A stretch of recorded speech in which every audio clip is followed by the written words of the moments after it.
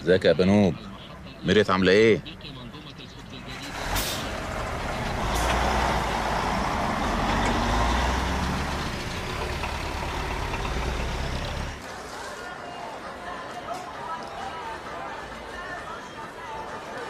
يا ابني انت مش قلت لي الموضوع ده هيتحل خلاص؟ هي القصه دي احنا مش هنخلص منها بقى؟ فيها مسعد داخل حامي عليا كده ليه؟ انا غلطان يعني ان انا كلمتك؟ وبعدين كنت عاوزني اعمل ايه؟ ما في ناس قاعده بتحل مع الراجل، هو اللي صدر لهم الطرشه في الاخر. ما بقالهمش لازمه الكلمتين دول خلاص يا مسعد. لا ازاي يا عم؟ ما انا لازم نتقطم. انا قلت له بلاش ساعه ما كان بيعمل المحل، بس اخوك دماغه ناشفه. خلاص بقى احنا اولاد النهارده. طب والمحامي قال ايه؟ في اي اجراءات؟ في اي حاجه ممكن تتعمل؟ اجراءات بقى ولا ما اجراءاتش مش فارقه يا مسعد. بص يا حبيبي، السوق ده ديون مسلمه ديون وبتتحل في الاخر. في الاخر؟ احنا في الاخر يا ابني. يا ابني انت خدت حكم. قصده الراجل ليه فلوسه يا عمنا، هيكسب ايه من حبسه؟ لو عرفنا نراضيه بالطريقه كده هيتراضى. وياما ناس عملت كده زي ما بيقول لك. في الاخر هتتحل. بقول لك يا مسعد، عاوز تيجي معايا كتر خيرك، مش عايز خلاص هروح انا وعمروس الحاج حسن، ولما ارجع بالليل هبقى اقول لك. لا يا اخويا هاجي معاك، انا معاك لحد ما تتحل. يلا.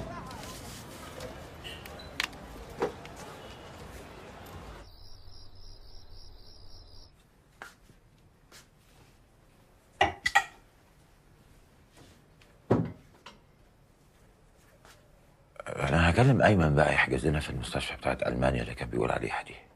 اصلا احنا غلطانين ان احنا كنا بنحاول هنا.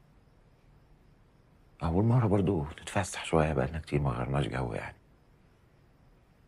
اصلا التوتر اللي احنا فيه ده ممكن يكون هو السبب في اللي حصل، احنا مش واخدين بالنا يعني.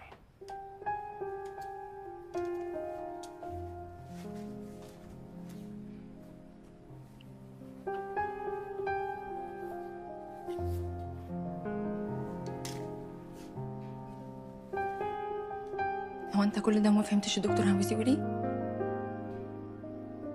مش هينفع يا معتصم، مش هينفع. هو بس الراجل ما ينفعش يقولها صريحه كده في وشنا. هي دي الحقيقه اللي لازم نواجهها، خلاص كفايه بقى. واجي ايه يا ساره؟ حبيبتي من اول لحظه قايل لك انا مش فارق معايا حاجه. مفيش حاجه بتفرق معايا غير وجودك انت وبس. انت اللي قلتي نحاول. دلوقتي يا ساره بتلوميني عشان بقول لك نفضل نحاول؟ انا مش بلومك، بس الامل مؤلم، وانا ما بقتش قادره على الاحباط ده تاني وتالت. احنا بنحب بعض يا حبيبتي، احنا بس بنحاول نكون اسعد. احنا اصلا كده كده سعداء وهنفضل نحب بعض. كفايه بقى يا معتصم، احنا مش هنعمل اكتر من اننا ناخد الدواء ونستنى ربنا يكرمنا. اكتر من كده انا مش هعمل، انا لا هروح دكاتره ولا هسعى في اي حاجه تاني. حاضر اللي يريحك هتعمل. خلاص احنا مش هنعمل حاجه تاني، خلاص بقى.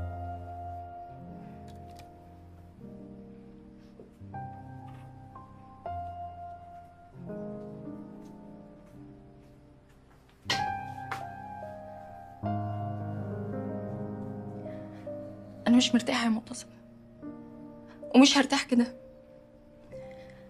انا اصلا ما بقتش عارفه ايه اللي يريحني، وعارفه الموضوع مهم بالنسبه لك مش زي ما انت ما بتقول، ومش انت بس، هو مهم لكل الناس اللي حوالينا، بس انا بجد مش قادره. خلاص ممكن بقى تشيل الموضوع ده من دماغك خالص، ما تفكريش فيه. ما تفكريش غير في انك اهم حاجه في حياتي بس. مفيش حاجه في الدنيا تغير ده ابدا. خلاص بقى.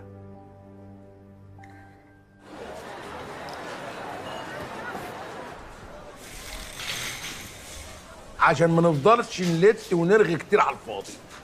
بصوا بقى يا رجاله، حل ما بين الاتنين، يا الدفع يا الحبس. يا حاج حسن، هو انا الوحيد اللي الفرشه بتاعت العيد خيشت منه؟ ولا احنا بقى اللي بيقع بندوس عليه؟ احنا عشمانين فيك يا كبير، وانت ياما وقفت مع ناس يا سيدي الناس، ومنعم شغيل وابن حلال ويستاهل نصبر عليه شويه. ومنعم بالذات صبرت عليه بدل الشهر سنه. وبعدين اللي انت جاي تدافع عنه وتحامله ده يا ريس، انا كنت برن عليه بالشهر ما بيردش عليا، صح يابا ولا انا بتبلى عليك؟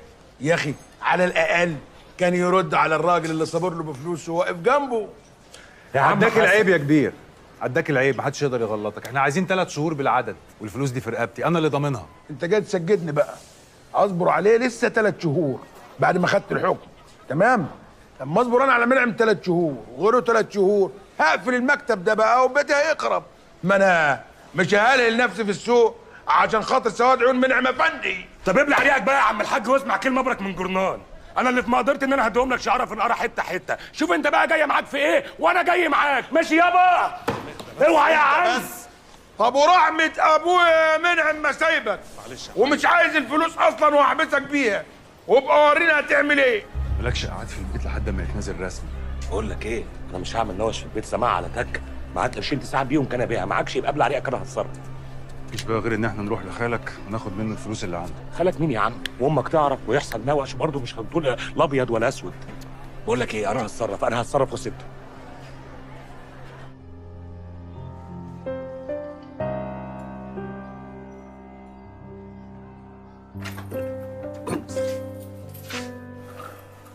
الحمد لله على السلامة. سلام. الأكل خلصان، خش غير هدومك بسرعة. والاكل ماله حلو النهارده كده؟ أكل إيه اللي حلو؟ أنت لسه شفت حاجة؟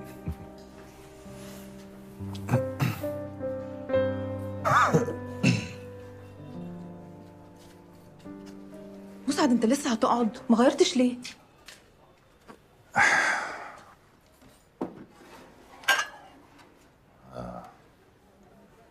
النهارده كان يومي وحش وصعب، بس طول اليوم كنت قاعد بفكر فيك انتي، مستني اشوفك واكل من ايدك اكل حلو.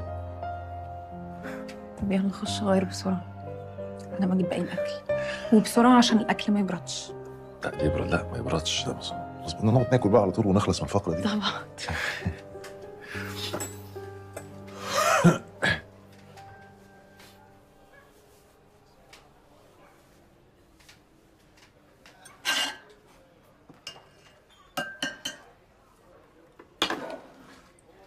أنا وسماح اتفقنا نعمل الغدا بكرة عشان ماما ما تتعبش. كانت بتقول إن هي مهبطة شوية. طيب عايزين اجيب لكم حاجة؟ لا، أنت ممكن بس تعدي تجيب لها شوية فاكهة بعد الصلاة. وبقول يعني فرصة لو نقول لها بكرة بعد الغدا على موضوع الشقة. لا حول ولا قوة. يعني هو مفيش فايدة فيكي وفي زنك؟ يعني انت مصرة تنكدي علينا حتى واحنا مودنا حلو؟ والله ما قصدي. طب كمل أكلك يا مسعد، أنا ما أقصدش حاجة يا سيدي، أنا آسفة. أنا بس قصدي إنها فرصة، إحنا رايحين للراجل الحد. يا بنتي بطلي زنك يا بنتي، خلاص. انا قلت لك هتكلم معاها، انا ليا طريقة في الكلام معاها. طيب خلاص خلاص، ما تزعلش نفسك بقى، كل عشان خاطري. هأكلك أنا.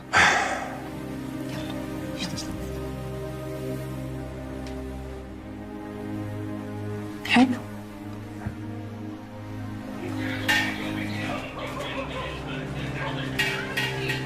هتنزل المرة دي. ايه ده؟ يلا يا ماما، يلا يا مسعد. يلا يا فرح. يا يما يا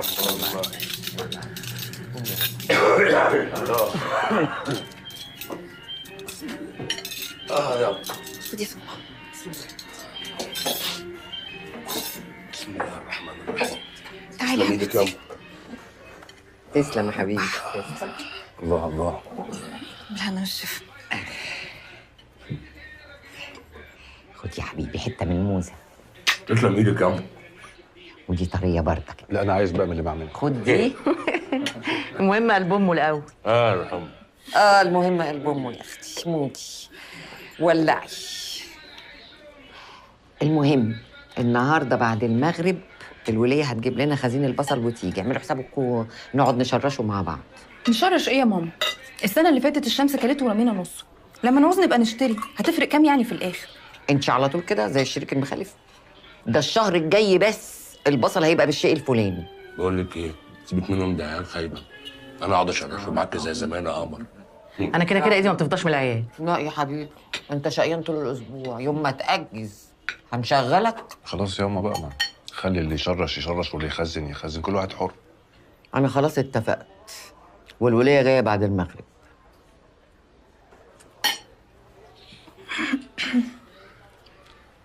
الحمد لله. انت ما اكلتش يا مسعد؟ لا اكلت. طب بقول لك ايه، مش هتفرح ماما؟ خير. خير قوي الحمد لله. احنا حجزنا شقة في الإسكان الاجتماعي في أكتوبر. هوا وحواليها زرع وجميلة قوي، هتعجبكم ما تشوفوها. ودي هتجيبوا فلوسها منين؟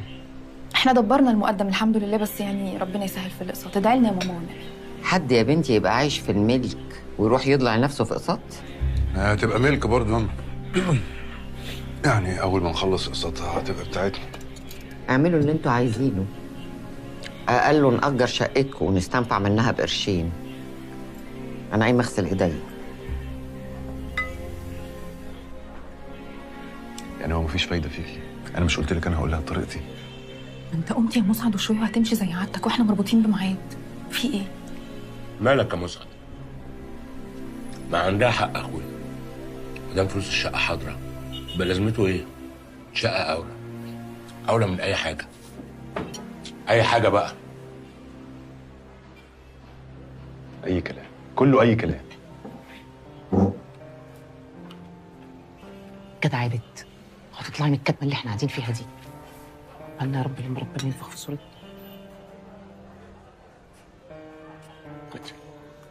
مش عايزه يا سماح، صدقني نفسي الله يسلمك. يسلمك. ده اللي عاملاه. تسلمي. انا مش هسيب البيت ابدا يا ياما. وبعدين هبقى بين هنا وهناك. وفرصه برضه يعني نوحشك شويه بدل ما احنا في وشك ليل نهار كده. محدش بيعيش في بيتين. في الاول هيبقى رايح جاي، وبعد شويه هيبقى رايح بس من غير جاي. اقسم بالله انا ما اقدر استغنى عنك وانت عارفه كده كويس. انا يوماتي هتلاقيني فوق دماغك. وبعدين يوم الجمعه هنيجي ونتكلم ونلعب وناكل ونبات معاكي كمان. لا، ما خلاص انت استغنيت. بقى سرك مع مراتك. خططت وقررت وحوشت ودفعت، ولا اكن امك عايشه. لا راي ولا مشوره. ده الكلام اللي يضايق بقى والله. وانا ولا خططت ولا حوشت ولا اي حاجه من الكلام ده خالص. ما انت عارفه اللي جاي على قد اللي رايح. وبعدين شقه في مكان نظيف وبرضه يعني ملك وكده، انا هقول لا ليه؟ ما شقتكوا فوق زي الفل. خلي بالك، انت بتسيب ملكك وبتروح تقعد في ملكها. انا برضه اروح اقعد في ملك مراتي؟ الشقه هتبقى باسم انا وهي. لو ما كانش كده انا ما كنتش اتعتعت من مطرحي، لو كانت وقفت على دماغها. يا استاذ رؤوف، ازي حضرتك؟ الحمد لله بخير. دايما يا رب. احنا جاهزين وكله تمام على ميعادنا. اهلا بيكم. بس في مشكلة صغيرة كده. جالنا مشتري تاني وحط سعر أعلى. بس احنا لسه على كلمتنا معاكم. بس محتاجين نراجع الماديات. ما هو احنا اتكلمنا في كل حاجه وخلصنا كل الماديات وقرينا فتحه الاتفاق خلاص. بص يا ست الكل، بالنسبة للفاتحة تقدري تسألي الشيخ هيفيدك أكتر مني. أما المقدم فهيزيد 20,000. يعني كلام فارغ. لا ده كده الكلام كله اتغير يا استاذ رؤوف. يعني احنا مش عاملين حسابنا خالص. انا بكلمك عشان مبقاش خالفت كلامي معاكم. وأنت برضه ما يريكيش خسارتي. خلاص ماشي. سلام. يا سلام.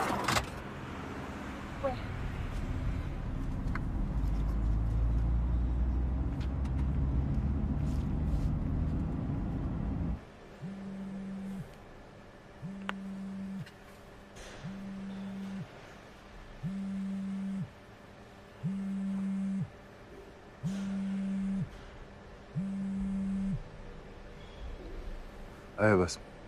ايوه يا مسلم. الراجل رؤوف ده كلمني، صاحب الشقه، بيقول انه عايز يزود على المقدم 20,000. انا مش عارفه نعمل ايه. معرفش هنعمل ايه يعني. خلاص اللي حصل حصل، بقى نشوف حاجه تانية ان شاء الله. ما تتصرف يا مسعد. تصرف يعني، خد سلفه من الشغل ولا من اي حد. احنا مش كل يوم هنلاقي حاجه بالسعر ده. سلفة ايه؟ سلفة ايه بس اللي انت بتتكلمي فيها دي؟ بقول لك ايه، انا مش هينفع اتكلم دلوقتي اصلا. أنا كده كده لو حد شافني بالتليفون هتحصل مشكله كبيره. لما اشوفك بعدين نبقى نشوف الموضوع ده.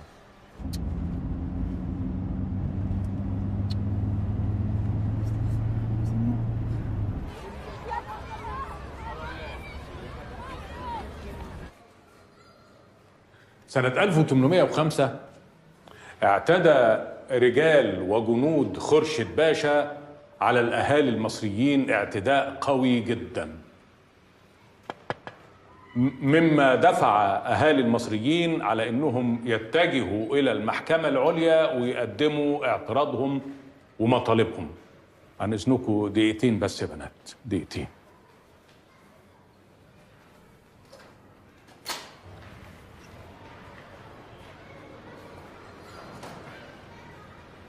خير يا باسم؟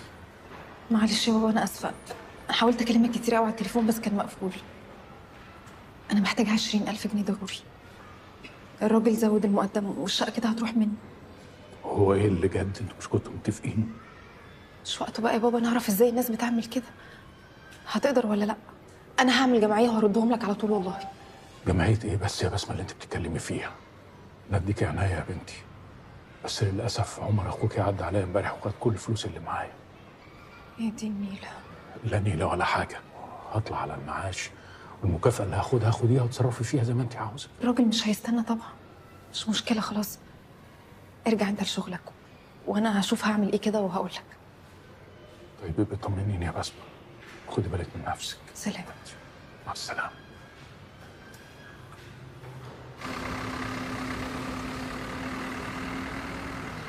وبعدين يا حاج طيب، هو ايه ما بقاش في حاجه في الدنيا نتكلم فيها غير الموضوع ده؟ حتى في الشغل؟ ايوه يا معتصم، ما بقاش في حاجه نتكلم فيها غير الموضوع ده. وبعدين تفتكر يعني انا هتكلم في ايه؟ الشغل خلاص الحمد لله، وانت بسم الله ما شاء الله تقدر تدور قد المطبعه دي 10 كمان. يا ابني يا ابني انا باجي هنا علشان اضيع وقت وارازي فيكم. ازاي بس يا حاج؟ احنا من غيرك نضيع. ولا تضيع ولا بتاع، سيبك من الكلام الفاضي ده. انا كل اللي فاضل لي دلوقتي ان اطمن على فاطمه وهي في بيتها وتبقى مبسوطه زي ليلى. وطبعا اشوف عيالك اللي هيشيلوا اسمي واسمك يا معتصم. ربنا يديك الصحه يا حاج. احنا بنسعى والله، وان شاء الله ربنا فرجه قريب. طيب انا هقوم اروح المشوار بتاع الضرايب ده، وبعدين هعدي عليك عشان نخرج نتغدى سوا. ماشي يا حاج، استناك انا. ماشي يا حبيبي، يلا. ازيك يا باسم؟ الحمد لله يا حاج، ازي حضرتك؟ الحمد لله. استاذ معتصم، في حاجه مستعجله وانا مش لاقيه حل، فقلت اتكلم مع حضرتك. هتقولي على طول يا بسمه، مالك؟ انا محتاجه 20,000 جنيه، ممكن اخدهم سلفه على المرتب اذا امكن؟ في ايه مالك؟ لا مفيش حاجه، ما تقلقش، انا بس عاوزه اكمل بيهم مقدم الشقه. وهو ده اللي مخلي وشك مخطوف كده؟ خضتيني. مفيش مشكله، اخر اليوم يبقى عدى على حساباتها بقول لهم واظبط معاهم. متشكره قوي يا استاذ معتصم، ربنا يخليك، مش عارفه اقول لك ايه والله. ما تقوليش حاجه، العفو العفو. شكرا. عن اذنك. اتفضلي.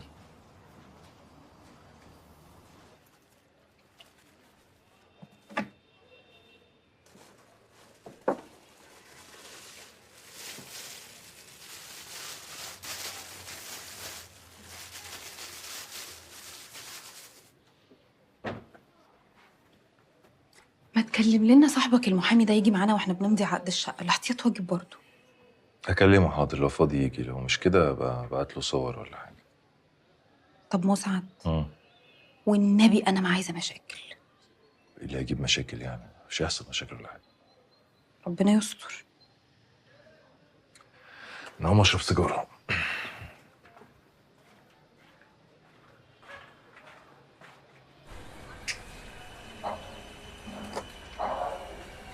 مسعد، ايوه. ما تنساش بقى بكره حفله التكريم بتاعت بابا، لازم تيجي. لبس لها بدله دي ولا عادي؟ عادي يا مسعد، دي حفله في المدرسه. ماشي، انا بسأل بس يعني. هي من بدري ولا متأخر؟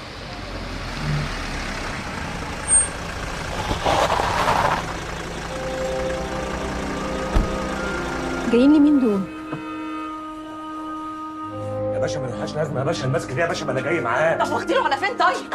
عملت ايه يا بنت؟ اجيب المحامي واجي على فين يا باشا؟ خد المحامي بتاعك وحطه على اسمي يا في ايه حبيبي. يا ابني؟ مفيش حاجه. في ايه يا بنت؟ يا مسعد، في ايه يا مسعد؟ استنى مع فلوسي ها؟ وعاد سجاير كتير ها؟ ما تقلقش، انا جاي وراك يا مان ها؟ انا جاي وراك على طول.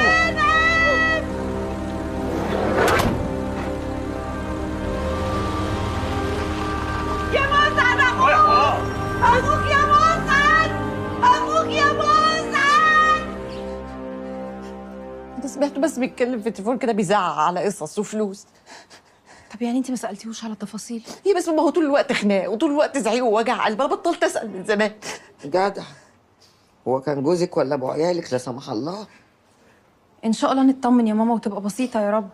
السلام عليكم. عرفت خدوا ليه؟ خناقه عاديه والواد زره محضر. وهو اي حد يتعمل فيه محضر بيجوا ياخدوه من البيت؟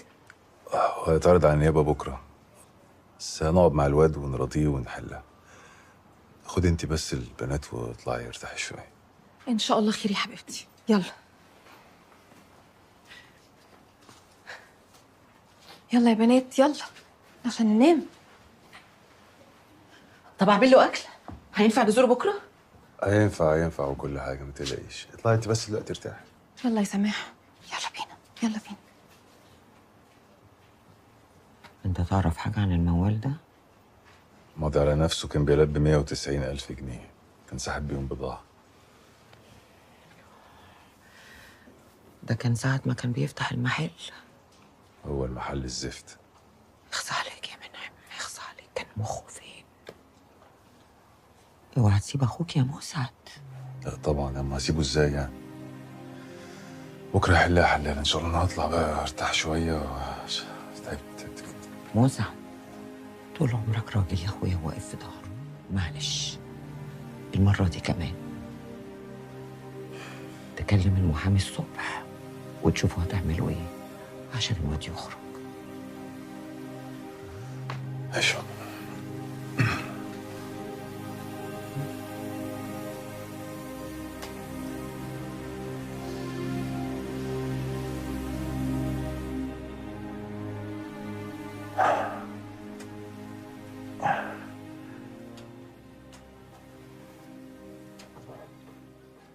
ما تضايقش نفسك، هتتحل ان شاء الله. ناس كتير بيتخانقوا وبيرجعوا انا ماضي على نفسه وصل امانه ب 190,000 جنيه. وانت مش قلت تحت ان منى متخانق؟ انا قلت اللي قلته بقى قدام سماح عشان ما تقلبهاش بقى مناحه طول الليل.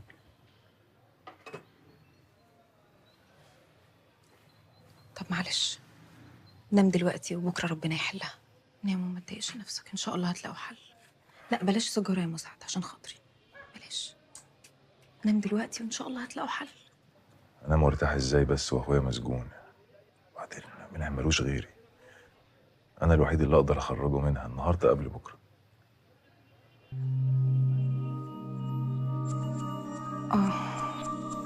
مسعد انا فلوسي مش هتروح غير لايد صاحب الشقه. ربنا يعينك وتساعد اخوك، بس بعيد عن فلوسي والشقه اللي انا حفيت وراها. انا اللي كنت فاكر ان انت اول ما تعرفي الموضوع تجري تجيبي لي الفلوس تقولي لي خد خرج اخوك، هو اولى. انت عارف انها جمعيه وسلف يا مسعد، يعني ديون. يرضي مين اقعد اسدد في ديون وانا ما جبتش الحاجه اللي انا عايزاها؟ وبعدين يعني اخوك انت يضيع الفلوس وانا اللي ادفعها؟ خلي فلوسك معاكي وهاتي الشقه اللي انت عايزاها وانقلي فيها لوحدك كمان.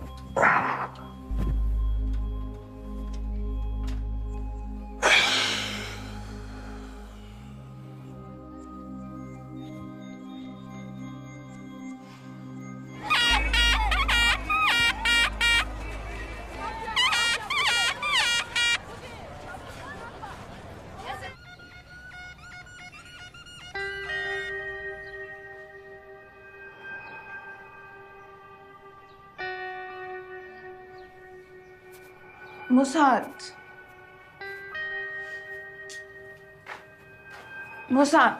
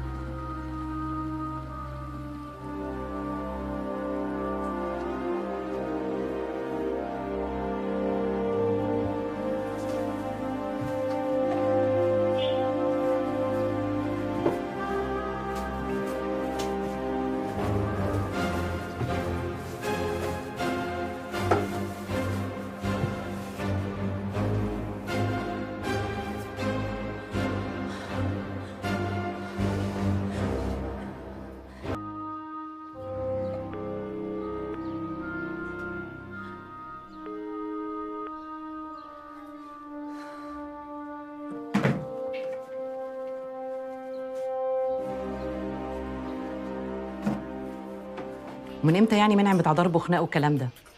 الموضوع ده في حاجه يا خالتي. حاجة ايه؟ واحد اتفرج على التلفزيون، يعني محكمه وقضيه واستئناف واحنا نايمين على ودانا ولا دريانين؟ هو مسعد ما قالكيش ناوي على ايه؟ هياخد راغب ويروحوا يرادوا الراجل. طب ولو ما اترضاش؟ هيتراضى بس ما تنقيش، قدمي المشيئة. حاضر ان شاء الله.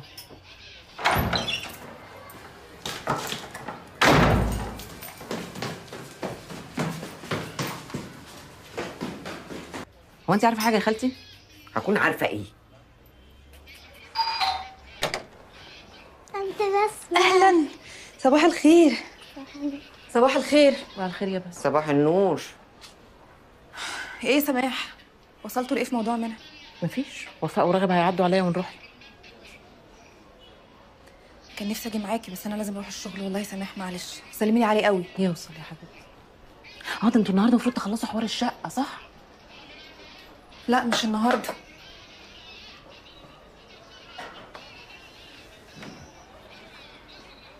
طب وايه ناويين على ايه؟ مفيش يا بس، غير انه صاحب الباكيه ده يتنازل عن المحضر بقى. خير باذن الله. ادعي له النبي. ما يمكن الراجل ده يكون طمعان في قرشين ولا حاجه. تفتكري؟ يكونش طمعان في فلوس كتير؟ لا يا بنتي، ما اظنش انها قصة فلوس، اصلها لو كانت قصة فلوس كانت خلصت من الصبح.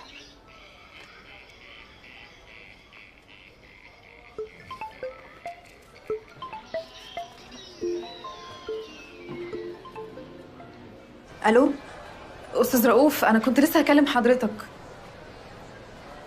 اصل مسعد جوزي عمل حادثه. لا الحمد لله، الحمد لله بسيطه. كنت بس عايزه استاذن حضرتك لو ينفع نخليها السبت اللي جاي عشان الظرف بس مش اكتر، معلش. في نفس الميعاد.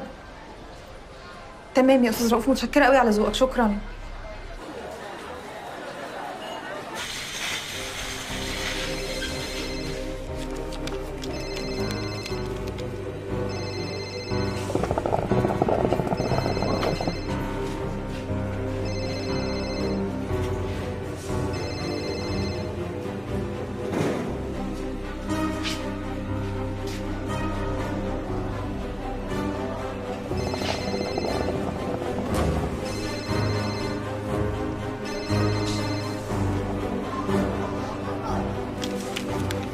تمام.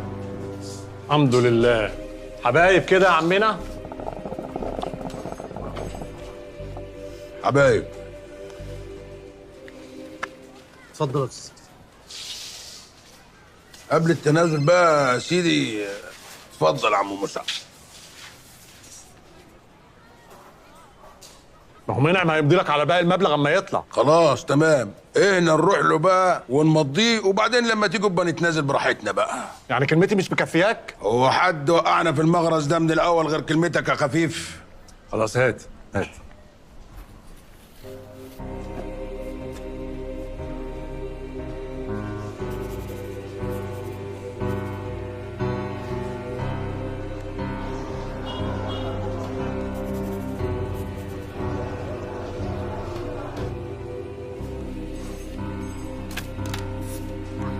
مرضي كده يا كبير.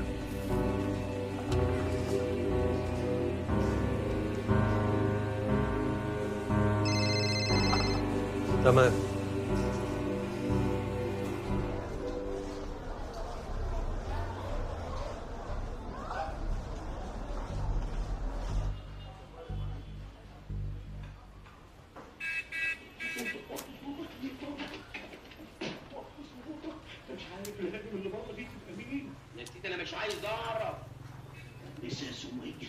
السلام عليكم. عليكم السلام.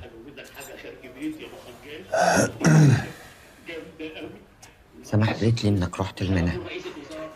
ايوه. يا ما رحتيش معايا ليه؟ مش عايزه، ما يستاهلش. المهم انت عملت ايه؟ المحامي بيخلص الاجراءات خلاص، هيتنيل يخرج النهارده. يعني الموضوع خلص نهائي؟ خلاص ارتاح يا مراتك قلب عليك الدنيا، اطلع لها. بس عايزه اقول لك حاجه، الواحد مننا ما بيختارش الورطه اللي بيقع فيها، كبير ويختار هيحلها ازاي. وانت راجل البيت، انت الكبير بالفعل مش بالورق، واخوك قليل الحيله، طول عمره قليل الحيله، وده اللي متقل شيلتي. معلش يا ابني، احنا جايين عليك.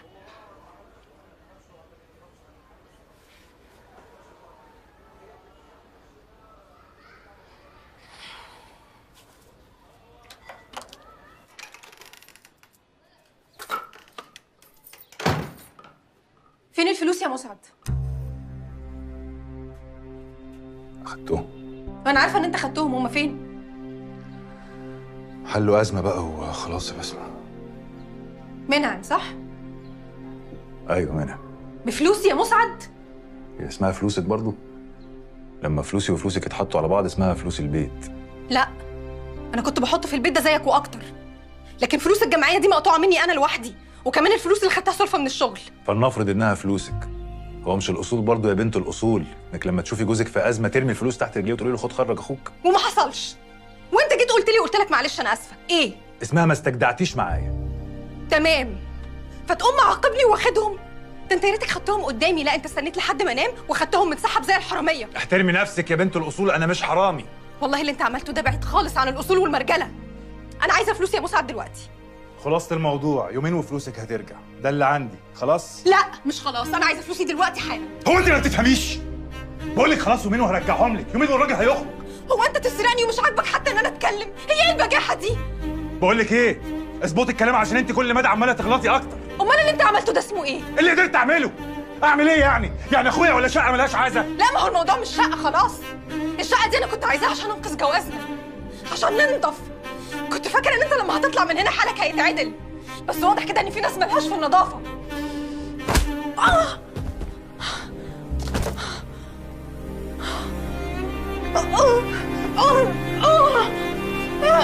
اوعي ايدك دي.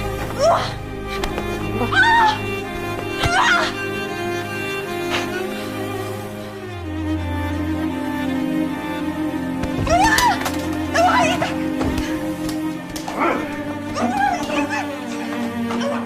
انت فاكر ان انا هسكت لك؟ اوعى اوعى.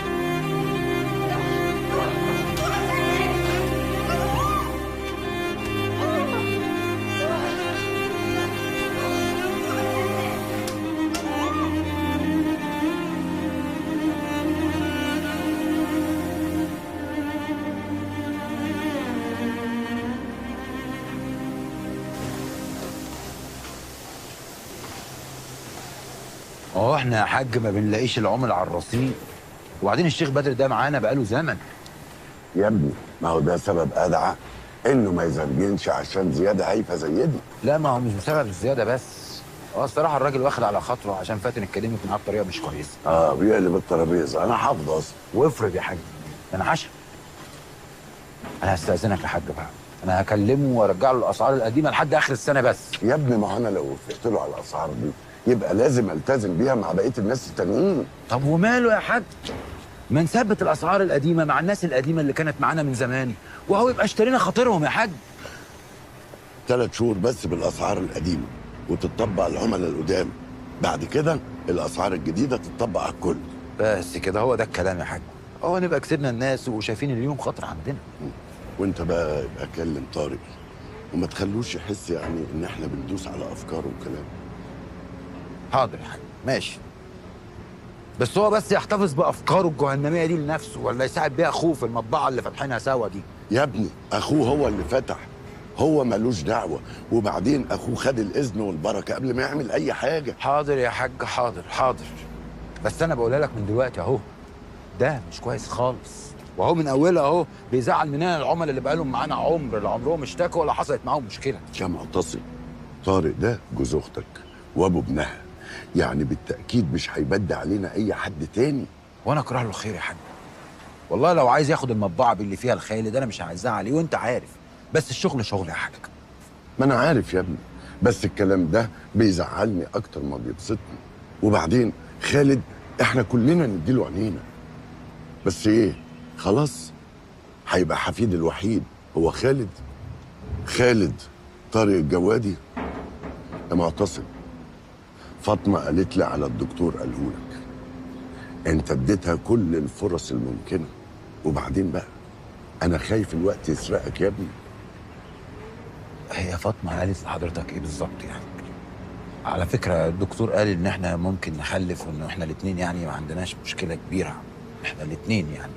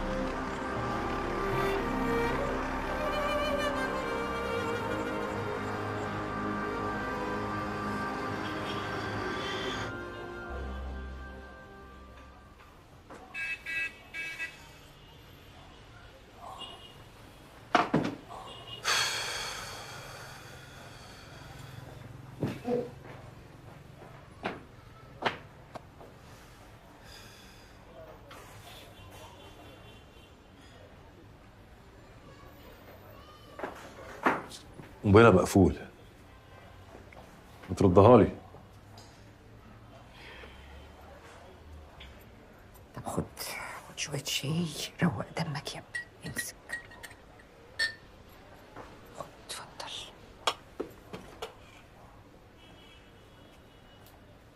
انت ايه؟ عايز تروح لها؟ انا اروح لها. استنى بس استنى. ايه؟ انت دلوقتي رايح لها في وسط اهلها، نقعد مع بعض نفكر نشوف هي ممكن تكون قالت لهم ايه. وهي هتقول لهم ايه يعني؟ ولا هتجيب سيره الفلوس ولا هتجيب سيره حاجه من اللي حصلت. الغلط راكبها زيها زي تمام.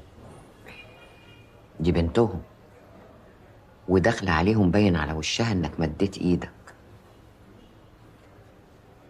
لا برضه، بس ما تعملش كده.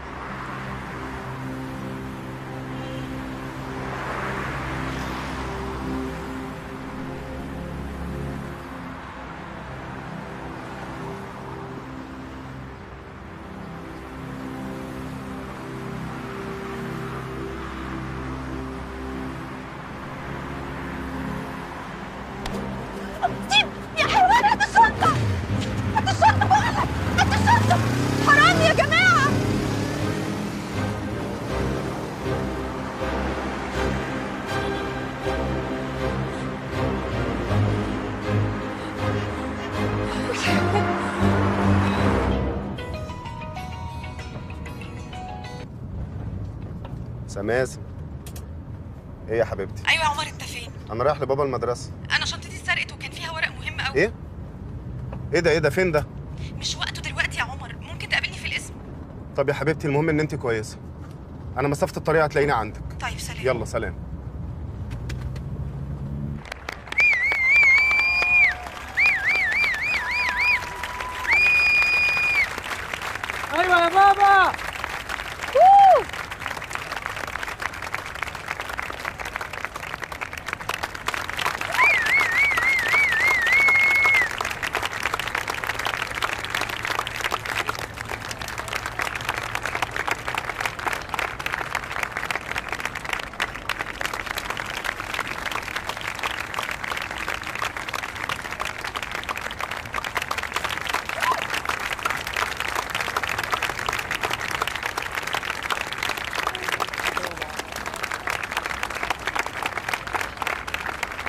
بقول لك ايه، احنا هنوصف ها؟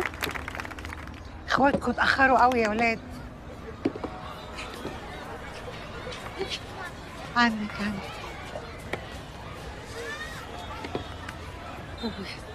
ايه ده يا بابا؟ ايه؟ ايه الهدايا دي؟ ده انت شكلك عزيز عليهم قوي. اه طبعا عزيز غصب عنك. وبعدين الهدايا ما بتتقيمش بثمنها، الهدايا بتتقيم بقيمتها المعنويه. طب انا عايزك بقى تقدر حضوري المعنوي انا ونهى، مع انها يعني ما جاتش من ولادك الكبار، بس عشان تعرف مين اللي باقي لك يا عسل يا قمر انت. اصلا هم فين اخواتك؟ انا بكلمهم تليفوناتهم مقفول. مش عارفه اتأخروا ليه. اهو مصعب جه هناك اهو. ده جاي لوحده. السلام عليكم. وعليكم جيت السلام. متاخر ولا الحفله خلصت؟ لا تمام، بس فين باسم؟ لا هي ولا عمر جم.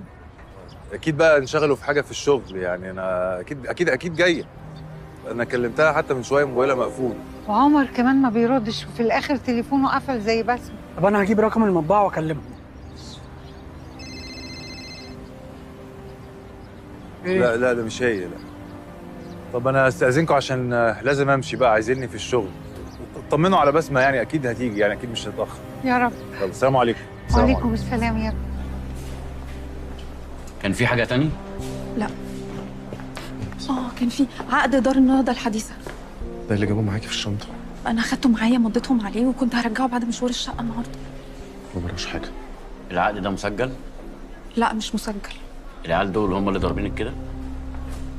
هم اللي عملوا كده. 3 شهور الشغل ما بطلش فيها لحد ما وصلت لحد كده. وانت ناوي على ايه؟ هتنقل فيها ولا ايه؟ لا، الفيلا دي بتاعتك اللي انت هتتجوز فيها.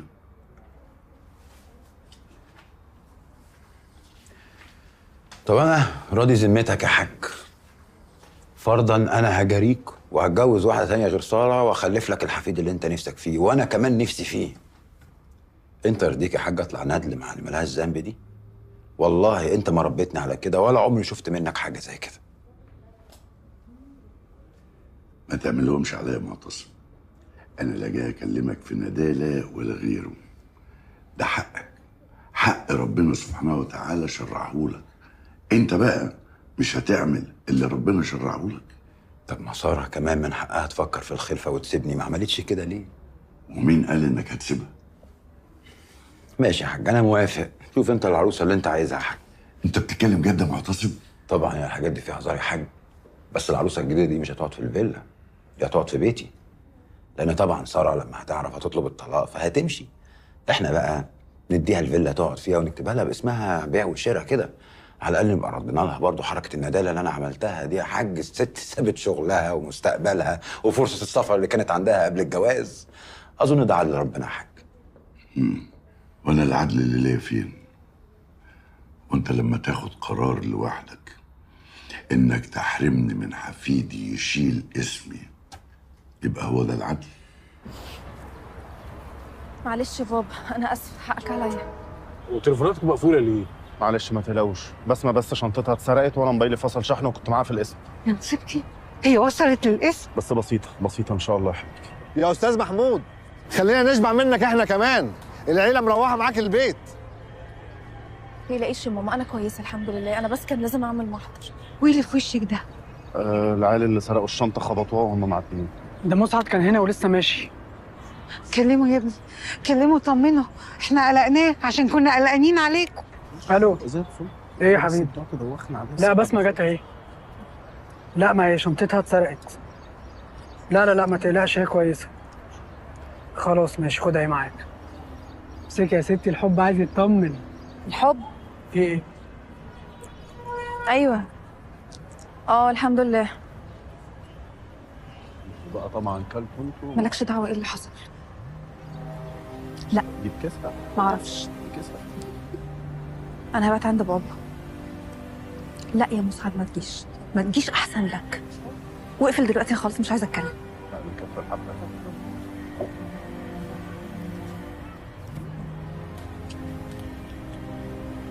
يبقى انت عشان تفهم. ليك رقم. المدرسه وحشتني. وانا كمان. والله كانت ايام حلوه، واحد ما كانش شايل هم حاجه.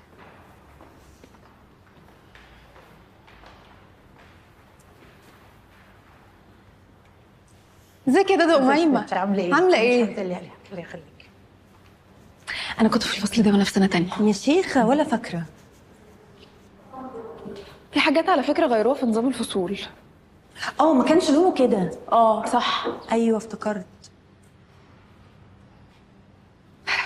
ياه كانه امبارح، مش مصدقه بجد. اما حيوان بصحيح. الواد ده اللي ضربك وسرق منك الحاجه. بس انا مش فاهمه يعني ازاي يتهجم عليكي ويسرق منك ويضربك ومفيش بني ادم واحد في الشارع يقف له. الشارع كان فاضي انا. بس غريبه برضه. ما تقولي اللي انت عايزه تقوليه على طول. انا مش عايزه اقول حاجه، بس انتي لو بصيتي في عيني دلوقتي وقلتي لي ان ده اللي حصل هصدقك.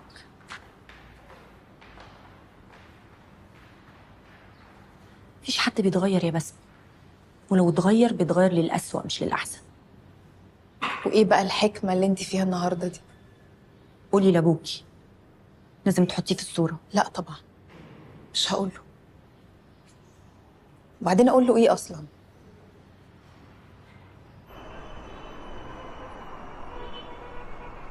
تسلمي ايديكي يا دينا. حبيبتي تسلمي. في سكر كمان ولا حد عايز؟ حبيبتي تسلمي. الكريم اللي جايب بتاعي. ياه، كنت ايامها بقى بركب القطر القشاش اللي بيقف في كل مركز وفي كل نجع كان يوديني لحد طبوخ. فاكرة يا عفاف ايام اللوي؟ فاكره، وهي دي ايام تتنسي؟ فاكره. انزل بقى في طوخ، اركب عربيه نص نقل اللي هي الصندوق دي، يكبسونا كبس كده. والله يا عمو برافو على حضرتك، يعني كنت بتعمل كل الحاجات الصعبة دي عشان خاطر بيتك. في ناس حتى الحاجات السهلة مكسلة تعملها. معلش الزمن بقى. شوف مين يا يوسف. طبعا انا اللي اقوم افتح صح؟ امال مين يعني؟ مومو. السلام عليكم. يوسف. عامل ايه؟ السلام عليكم. وعليكم السلام ورحمه الله وبركاته. اتفضل يا مصعب. حماتك بتحبك يا مصعب، بس مش قوي يعني عشان احنا اكلنا وخلصنا اكل. لا انا والشيف. قومي يا بسمة، قومي اعملي طبق علشان جوزك يتعشى. لا والنبي لا، خلاص انا واكل مش عايز. لا ازاي بقى هقوم انا؟ والنبي ما انت قايمه يا ماما، والله لسه واكل الحمد لله. مشيت يعني على طول من المدرسه؟ خير. كلموني في الشغل وكان لازم اروح يعني اعمل حاجه كده، واول ما خلصت جيت على طول قلت اسلم عليكم وبالمره بقى اخد بسمه ونروح. تروح ايه؟ طب اشرب حتى على الاقل الشاي يعني. نشرب الشاي ماشي بقى. بس يعني مش هينفع نطول عشان عندنا مشوار يخص الشقه لازم نعمله ضروري.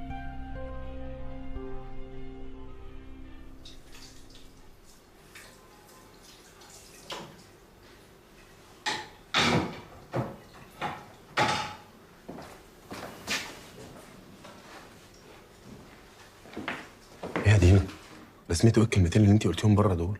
والله لو وجع عينك قوي كده اتحرك. كل السنين ده ومش عاجبك؟ كل الساعات اللي انا بنزل اشتغلها كل يوم دي مش حركه؟ هي مش بالساعات يا عمر، هي بالنتيجة، واللي انت بتعمله دلوقتي ده مش هيجيب نتيجة لا دلوقتي ولا بعدين.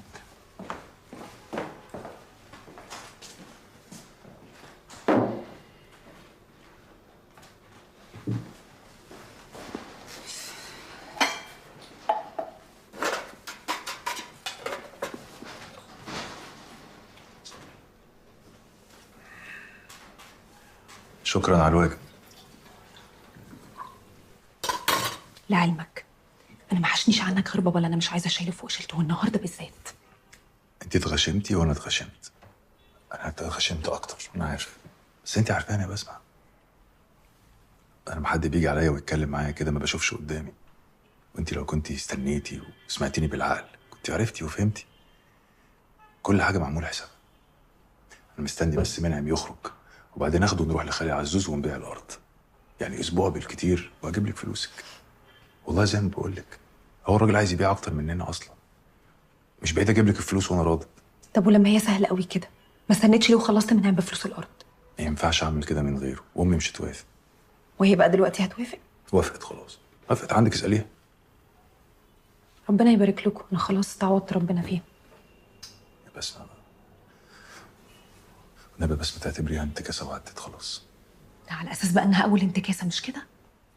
بس خلاص بقى، انت عارف انا بحبك. مسعد انا ما ينفعش ابقى بخاف منك، ما ينفعش ابقى طول الوقت حاسبه كلامي معاك. انت جوزي، العيشه بينا ما ينفعش يبقى شكلها كده. صح، حقك على راسي. حاسب طيب، عجبك المنظر ده؟ وعد مني يا بسمة، وعد نهائي. انا مش همد ايدي عليكي تاني ابدا. هنشوف.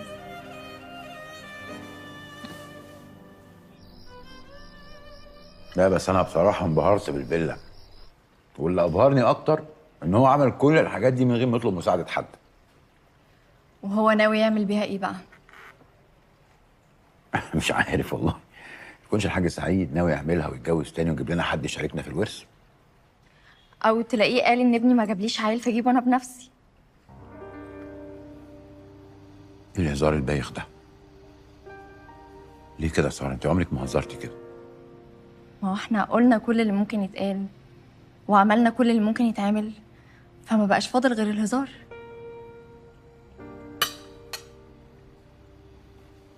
هو احنا مش كنا اتفقنا ان احنا هنشيل الموضوع ده من دماغنا خالص وهنعيش حياه طبيعيه من غير ضغوط؟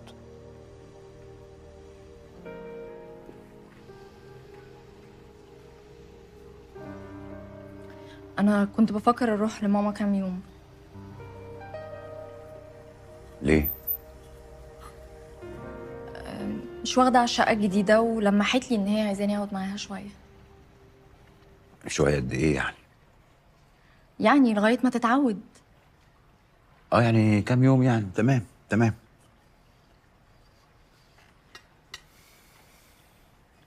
انا كمان محتاجه اروح هناك شويه. انت عايزه ايه يا ساره؟ مش عارفه. انا فعلا مش عارفه انا عاوزه ايه. بس كل اللي انا عارفاه اني لا انا مرتاحه ولا انت مرتاح، ولازم يبقى في حل. هو انت بقى اللي هتحددي اذا كنت انا مرتاح ولا لا يا ساره؟ اتكلمي عن نفسك لو سمحتي. بابا كان عاوزك في ايه يا معتصم؟ يعني ايه مش فاهم؟ يعني كان عايز يوريني الفيلا زي ما قلت لك. صدقني محدش مرتاح، مش انا ولا انت بس. خلينا نبعد شويه ونفكر من غير اي ضغط. انا ما عنديش حاجه افكر فيها، ولو عندي حاجه افكر فيها هفكر فيها معاكي انت. بس انا وانت عندنا سؤال لازم يتجاوب عليه، ولازم كل واحد فينا يجاوب عليه من غير اي ضغط من التاني. ومحاوله انكار ده او اللغوشه عليه زي ما بتعمل كل مره صدقني مش هتحل. بالعكس، دي هتعقد الاجابه على السؤال ده اكتر من الاول. ده انت واخده قرارك بقى. يعني دي مش مجرد فكره جات لك واحنا بناكل فقلتيها. مفكره في ايه تاني يا ساره؟ مفيش، صدقني مفيش. لو سمحت يا معتصم، خلينا نبعد شويه ونشوف ممكن نوصل لايه، عشان فعلا ما بقاش في اي حاجه تانية تتعمل. ايوه، واخوك ياخد نصيبه ويحط في مشروع من بتوعه يرجع يولوش. مش هنخلص بقى. لا يا اختي، اكون مش عايز حاجه من حد ولا عايز يفتح مشاريع، بس هنعمل ايه بقى في الباشا اللي مضى على روحه شيك بباقي المبلغ؟ انت يا واد مش قايل لي ان الموضوع خلص نهائي؟ لا يا اختي، هو قال لك اللي انت عايزه تسمعيه بس. زي بعضه، نجمعهم وندفع في المعاد. مش هينفع. انا عايزهم دلوقتي.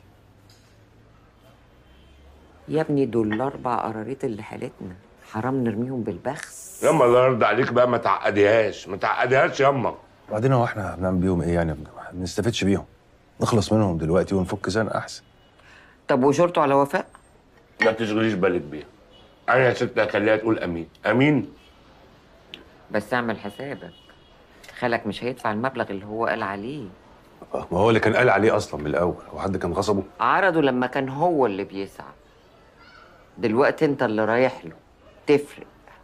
هي فزوره ياما، ما نروح ونسمع من الراجل وبعد كده نشوف بقى مين صح ولا مين اللي غلط. ماشي، روح اتمشوروا، ما هو محدش بيتعلم ببلاش. ماشي.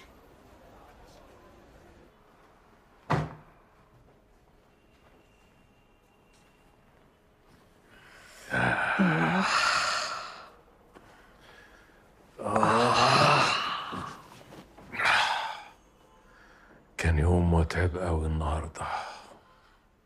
بس حلو بصراحة بقى. الحقيقه كان حلو. على الاقل غيرنا جو. ليكي عليا بعد شهرين اخليكي تغيري جو كل يوم كل يوم لحد ما تزهقي منه وتقولي خلاص كفايه تغيير جو بقى، كفايه تغيير جو. انا عمري ما زهق منك يا ابو عمر. يا طبعا عادي جدا يعني، بس حلوه يا ابو عمر دي والله.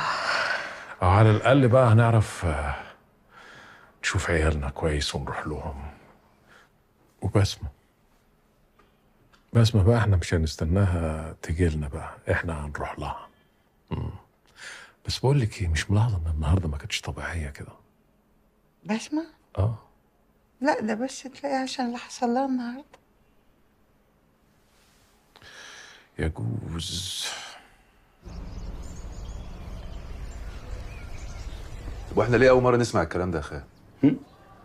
يعني انتوا حد بيقدر يوصل لكم ولا يعرف يجيبكم؟ كل شويه تغيروا ارقام تليفوناتكم زي ما تكونوا كده هربانين من الحكم. طب وهي الحوارات دي بدأت من امتى؟ والله يا اخويا احنا سامعين عنها يجي من فتره كده، لكن احنا اتبلغنا رسمي يجي من شهر شهرين. طب وبعدين يا خال؟ ما الموضوع ده لو اتعرف الارض سعرها هيخس النص. ما هو اتعرف خلاص. لا يا شيخ. يا حاجة النبي. ادعي لنا انت بس نلاقي مشتري من خارج الداير او يشيل ارضنا وارضكم بالمره. حاكم اليومين دول الحاله صعبه قوي، لا فيه بيع ولا فيه شراء. تفتكر على امتى كده يا خال نقدر يعني نصرف الارض دي ان شاء الله؟ لا ده في علم الغيب عند ربنا، لكن اطمن احنا ان شاء الله نحاول نخلص فيها بالكتير قوي السنه دي. ايه اصلها لو اتاخرت شويه مش هيبقى ليها عازه يا حات النبي.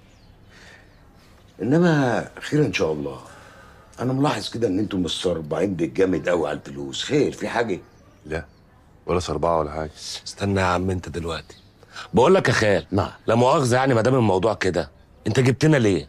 ما كان البقين دول يتقالوا في التليفون عادي. ايه ودي تيجي برضه، ما هي فرصه نشوفكم ونطمن عليكم ونملي عينينا منكم. ايه وبالمره نفهم الموضوع. ايه تفهم ايه يا خال؟ هي مش عبله كانت رافضه وحالفه 100 يمين؟ دوام الحال من المحال يا خال، كان ليها رأي وغيرته. غيرت رأيها. عموما زي ما قلت لكم كده يا اولاد، ان شاء الله كده ربنا يسهل ونلاقي مشتري يشيل ارضي وارضكم بالمره، وربنا يسهل. تشكر يا خال.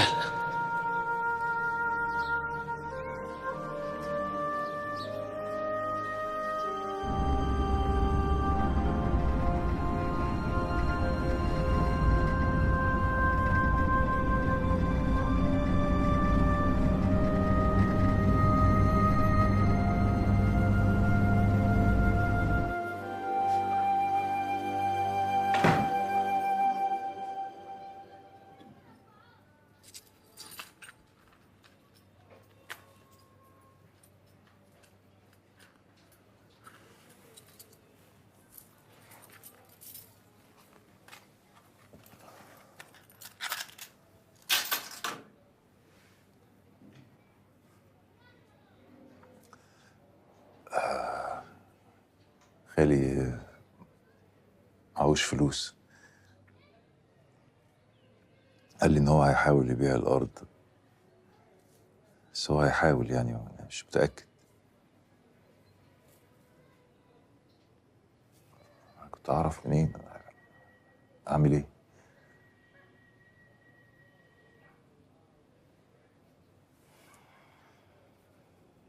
بس انا عملت اللي اقدر اعمله. عايزة تزعلي زعلي بقى.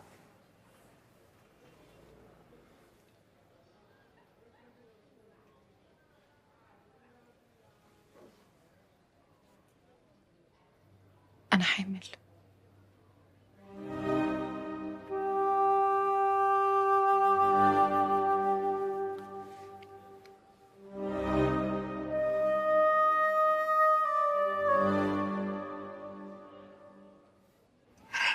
اقعدي بقى يا بنتي، انت رايحه جايه كده، انت اللي زيك لازم يرتاحوا، ده خصوصا الحمل الاولاني. لا ما تقلقيش يا ماما، انا كويسه وزي الفل. النهارده الدكتوره في المستشفى طمنتنا خالص. يا اختي الف بركه، الحمد لله ان احنا اطمنا عليك يا رب دايما. ما تقلقيش يا بسمه، هو الحمل الاولاني صعب كده. فاكره يا خالتي؟ فاكره فرح عملت فيا ايه؟ يوه، ولا الواد منعم ده تقولي كان بيتسلط عليا ال9 اشهر مطلع عين. على اساس يعني ان هو ريحك اول 35 سنه اللي بعديها. لا يا خفيف، يا ده افهم، على قد وجع الحمل على قد ما بتبقى الغلاوه. رقم ده مسعد، امك ما حسيتش بيك طول ال9 اشهر. الغلاوه بتيجي من اللي بيلم وراك مصايبك. تصدقوا ان انتوا الاتنين هبل؟ انا اللي ليا والعين الجوانيه هي اللي بتفوقها. يا عبله، يعني عايزك تفهميني ان بكريكي زي الركش دول. طب وانت يا سماح، نور ولا فرح؟ انا منعم بكريه كده زي ما هو ننوس عين امه.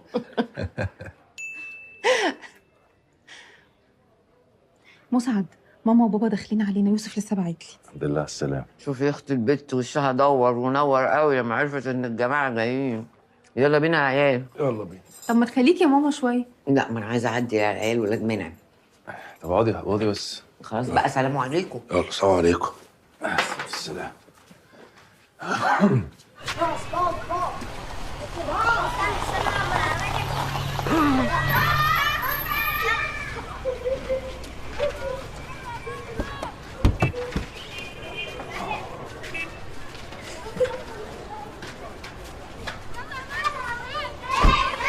والله يا بسمة كرم من ربنا ان الحمل بتاعك جه في الوقت ده. باباكي من ساعة ما طلع على المعاش وهو مش طايق روحه، محدش فينا عارف يكلمه. أول ما عرف موضوع الحمل بتاعك وهو بيتنطط زي العيال الصغيرة. ليه بس يا حود؟ ده الحياه بتبقى احلى بعد المعاش. ولا تضايق نفسك، وبعدين انا متاكده انك هتلاقي حاجه لذيذه تشغل وقتك بيها. وبعدين احسن برضو ان انت تريح شويه برضو عم محمود، يعني ده اكيد الشغلانه دي هم على القلب. اقول لك على سر، انا شخصيا ما بلاقيش نفسي غير في التدريس. احلى حاجه في الدنيا انك تحس ان عندك حاجه ممكن تقولها لاجيال جايه تفيدهم، يعني تحس بذاتك كده وبنفسك. ما تاخذنيش يعني، الصراحه انا عمري ولا حبيت المدرسه ولا المدرسين ولا اي حاجه من الحاجات دي يعني بصراحه، وهي كلها في الاخر محصله بعضها. انت بس عشان ما شفتش بابا في تعليمك، بجد كان حالك في التعليم هيتغير تماما. مين قال لك يعني ان انا كنت عايز اغيره؟ بس هو اكيد برضه يعني عم محمود كان مدرس كبير طبعا. ومفيش سيره بقى غير عم محمود؟ احنا جايين نطمن عليك يا بسمه. انا كويسه يا بابا، ما تقلقش. بسمة انت لسه عند وعدك ليا، هتسمي يوسف ما فيهاش كلام. انا وعدتك؟ ايوه طبعا وعدتيني، طول حياتك بتقولي كده. ربنا يقومها بالسلامه الاول وبعدين نبقى نشوف موضوع الاسماء ده. خلاص ماشي، نأجل الكلام، بس وقت الجد يوسف التاني ما فيهاش كلام. يبقى زي ما يبقى بقى، هو هيجي ويسمي نفسه ان شاء الله. المهم طمنونا، عملتوا ايه في عقد الشقه الجديد؟ مضيتوا ولا لسه؟ والله يا بابا احنا كنا يا دوب هنمضي خلاص، بس جه بقى ظرف الحمل ده فقلنا نصرف نظر شويه، يعني عشان مصاريف الحمل والولاده انت عارف، وبعدين مش هنقدر دلوقتي، هيبقى تقيل علينا ندخل في دوامه الاقساط. انا قلت برضو بسمه تبقى جنب الحاجه وجنب سماح الفتره دي يعني لحد الولاده، يبقى احسن برضو نبقى مطمنين عليها. والله أنا الحقيقة كان نفسي تيجي تقعدوا معانا لغاية ما بسمة تولد. أنا بس اللي مطمني إنها قاعدة جنب الحاجة هتاخد بالها منها. مطمنا قوي. طيب انا عن اذنكم دقيقه وراجعه على طول. انت كويسه؟ ما تقلقش.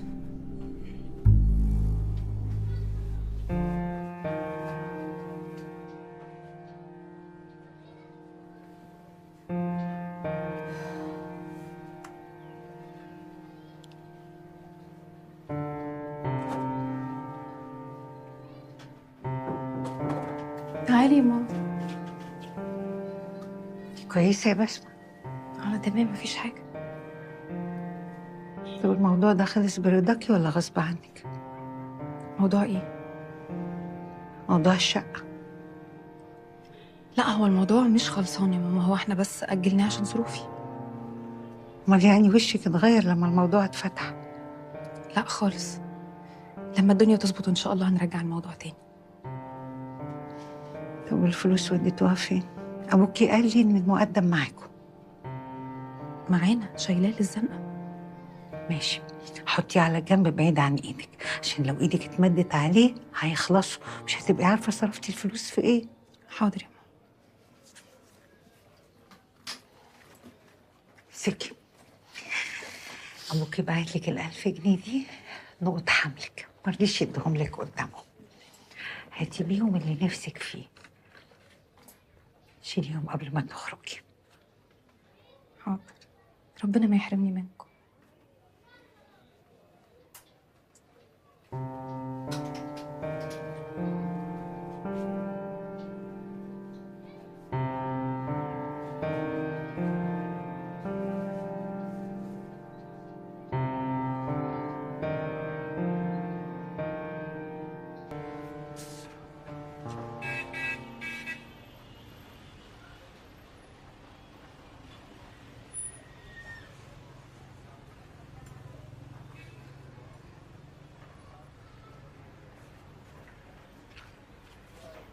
ايه يا موانع؟ مبسوطة؟ أكتر منك يا ولا. وادعي لنا بقى.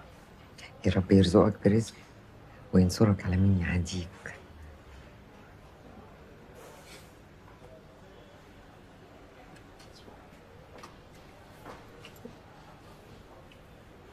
يلا قوم اطلع لمراتك يلا.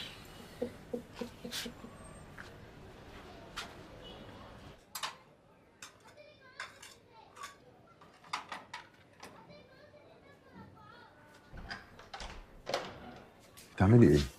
ما تسيبي الحاجات طيب للصبح. تعبتي النهارده.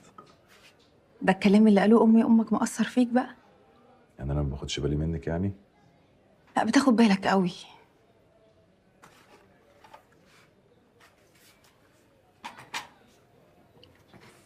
مش انا اعتذرت لك وحقيت نفسي ليكي؟ وانت سامحتيني خلاص؟ خلينا بقى في اللي احنا فيه دلوقتي. والله اللي احنا فيه دلوقتي في ايدك انت يا مساعد انه يفضل على طول. انت يعني مفيش في ايدك حاجه؟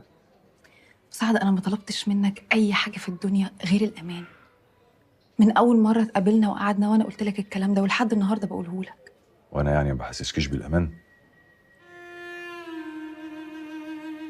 مساعد انا ما ينفعش ابقى خايفه منك ابدا. ما ينفعش قبل ما اقول اي حاجه او اعمل اي حاجه ابقى شايله هم رد فعلك ومش عارفه ممكن يوصل لحد فين. انا عارف مشكلتي فين وشاورت لك عليها. حاضر ما تخافيش. ليكي عندي انا مش هاجي عليكي ابدا ولا هقول لك كلمه تضايقك. ولا هتمد ايدك عليا تاني. لو مديت ايدي عليكي تاني انا هقطعها بنفسي بس. بعد الشر عليك. وجعتيني. بجد؟ لا.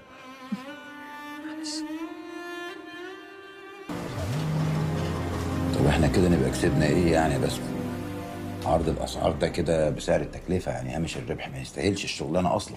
حضرتك عندك حق، بس اللي انا بصله هو بعد كده كميه الشغل اللي هتجيلنا منهم بعد كده حتى لو بهامش ربح اعلى حاجه بسيطه برضه هتكون فايده كبيره لينا. طب وانت ضامنه ان هم يجي لنا تاني؟ انا متاكده ان لو حضرتك قابلت المدير وقعدت معاه مره ولا اتنين واحنا بنتمم العقود هيجوا لنا تاني وهيجيبوا ناس يجوا معاهم كمان. ماشي يا ستي ماشي. والله انا مش عارف مين فينا اشطر في الموضوع ده اكتر، انا ولا انت؟ ربنا يخليك يا استاذ معتصم. احنا نروح فين بس؟ برضه. استاذ معتصم تعال عمر. حسابات مدارس الانوار اللي حضرتك طلبتها كلها ايه؟ ماشي. في ايه؟ ايه بس؟ في ايه؟ مالها يا عمر؟ مش عارف، ممكن اكون حاطط برفيوم يكون ضايقها ولا حاجه؟ برفيوم ايه؟ ما هو الستات الحوامل في الاول ممكن يضايقهم اي روائح نفاذه. مبروك. الله يبارك فيك. انا اسفه جدا يا استاذ معتصم معلش. مبروك يا بسمة. احنا تمام؟ طيب انا هرجع كمان شويه بعد اذنكم. الف مبروك. الله يبارك في حضرتك وباذن الله نبارك لحضرتك ومدام ساره قريب ان شاء الله. ان شاء الله. ماشي خلاص اتفقنا. انا موافق على اللي انت قلتيه ده. خليهم بقى يجهزوا العقود وربنا يسهل في اللي بعد كده. تمام ان شاء الله. استاذ معتصم انا عايزه اطلب من حضرتك طلب. اطلبي على طول، قولي على طول يا بسمة. ما هو اصلا انا عارفه انه الوقت مش مناسب خالص للطلب اللي انا هطلبه، خاصه ان في ضغط شغل كبير جدا الفتره دي. بس انا كنت عشمانه في اجازه يومين بس. طبعا فاهمك. خدي اجازه لحد اخر الاسبوع وما تقلقيش يا ست، احنا هنعرف برضو ندور الشغل من غيرك يعني. لا العفو. متشكره قوي يا استاذ معتصم. ماشي. وباذن الله ربنا هيرضيكم يعني قريب جدا وهنبارك لكم. تمام يا بسمة تمام. عن اذن حضرتك. اتفضلي.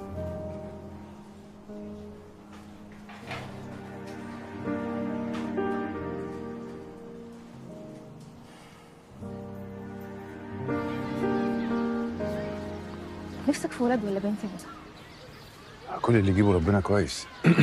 بس الصراحه نفسي في ولد. يا سلام، يعني لو جت بنت وحشه؟ لا مش وحش طبعا، ما قلتش كده. بس هو تربيه البنات يعني صعبه. بس هي البنات الواحد بيخاف عليها. خايف عليها من وهي صغيره لحد ما تتجوز، وبعد ما تتجوز كمان واحد يبقى خايف لحسن تقع مع واحد يبهدلها. بس الواد بقى زي ما بيقولوا الواد يقش. انا بقى نفسي في بنت. لو جه ولد هتبسط طبعا، بس الاهم من ولد ولا بنت انا نفسي يعيشوا مبسوطين ومرتاحين. نفسي ندخلهم احسن مدارس، ياخدوا احسن شهادات، ونعمل لهم عضويه في نادي زي ده، يجوا هنا يتدربوا سباحه ولا تنس. نفسي يعيشوا حياه احسن من حياتنا يا مسعد. عشان كده لازم نتعب ونيجي على نفسنا شويه. عايزاهم يبقوا زي العيال الفرافير دول؟ فرافير؟ حرام عليك، دول يفتحوا النفس على الدنيا. هو انت ايه اللي في دماغك؟ يعني قايله لي ان انا جايباك بقى اعزمك وصارفه ومكلفه ومقضيهم مش عارف عامل ازاي. بس انت عايز تقولي ايه؟ عايزه اقول لك اني بحبك.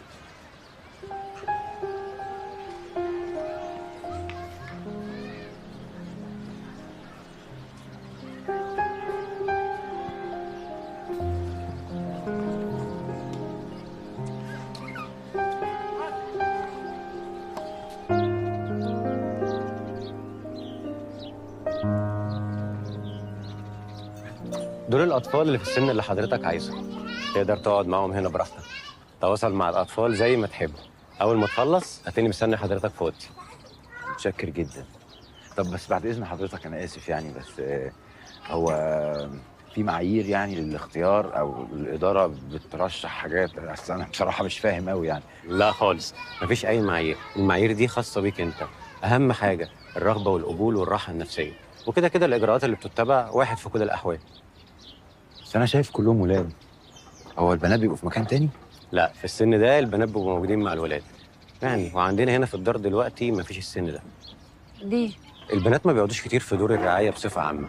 في ناس كتير بتفضل كفالة البنات. يعني لما بيكبروا مشاكلهم بتبقى أقل. وفي ناس بقى بتبص لحتة الولاد لما بتكبر فبيقلقوا شويتين. بس أنا رأيي ما تحطوش الكلام ده في بالكم خالص. اختاروا اللي قلبكم يرتاح له. يلا متشكر جدا. عن إذنك. اتفضل.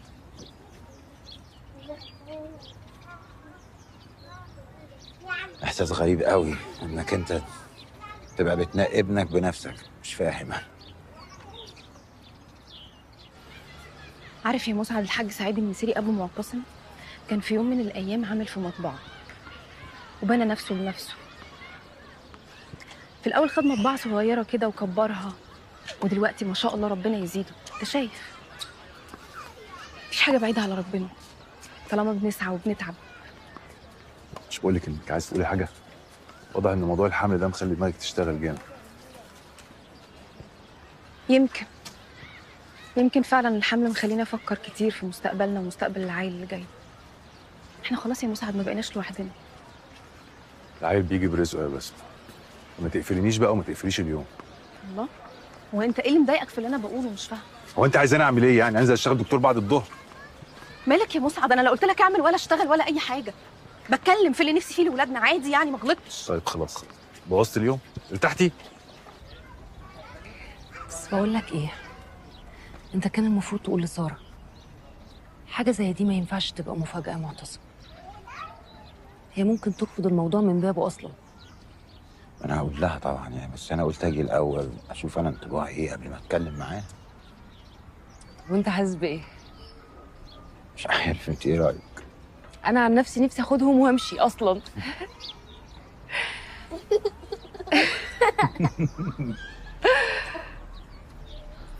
بس انا خايفه، ومش خايفه من ساره بس، انا خايفه من بابا كمان. يا فاطمه، انا جايبك تساعديني وتشجعيني، مش عشان تقعدي تحبطي فيا كده وتكسري في مقاديفي. والنبي يا فاطمه بقى. انا بقول لك الحقيقه، مش بكسر فيك ولا حاجه.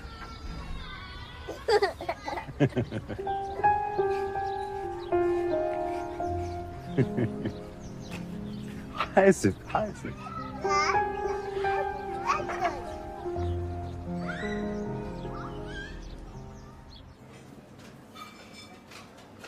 انا الموضوع ده تقيل عليا قوي، تقيل على قلبي. انت عارف راغب ما يطلعش القرش غير بالضالين. يا عم احنا في زنقه وبندق كل البيبان، هتخسر حاجه يعني؟ مش عارف، بس انا مش هتكلم. انا هفضل ساكت وانت اتكلم انت. ماشي يا عم انا اللي هتكلم، بس افرض سحنتك دي شويه، هتستلف منه وانت قلب خلقتك كده؟ ايه حسنه وانا سيدك؟ ماشي يا ابو رحاب. هتجيب بس وانت جاي باودر شوكليت وصوص كراميل. لو لقيت فاكهه كويسه ماشي، هات مانجا. ماشي يا ابو رحاب، يلا في رعايه الله. سلام. يا رجاله انا كنت فاكر الموضوع اتحل خلاص. لا يا راجل اتحل ايه؟ مسعد ما بيشيك على نفسه بباقي المبلغ. لا حول ولا قوه الا بالله. يعني هو مسعد ما كانش في حل تاني غير انك تمضي على نفسك؟ انت ايه بتطلع من حوار تخش في حوار تاني؟ معلش اللي حصل بقى. هتقف جنبنا يعني في القصه دي ولا هتقطمنا على الفاضي؟ عيب يا مسعد، احنا اخوات. ما تقولش كده، بس انت عارف اللي فيها. يعني انا فلوسي كلها نطوره في الشغل، اقساط وبضاعه كلها مسلمه بعض يعني. بس انا ممكن اتصرف لك في 10,000 جنيه. لا خليهم يا راغب، ولادك اولى. طب بقول لك يا راغب، هو انت مش كنت عايز تفتح مطعم تاني؟ بس ده كان من فتره يعني، قبل ما الاسعار تنط النطه دي. انت مش عايش معانا في الدنيا ولا ايه؟ انا بفكر اجل الموضوع ده واصرف نظر عنه بصراحه. يا عم هو على ايه ايجار؟ ما المحل موجود تحت البيت اهو.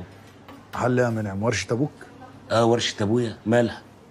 ملهاش، بس يعني الحته بتاعتكوا دي تمامها قهوه بلدي، ما تنفعش ولا كافيه ولا مطعم. يا عم بقى بلدي ولا فرنجي، اتك كده بس على الصبر.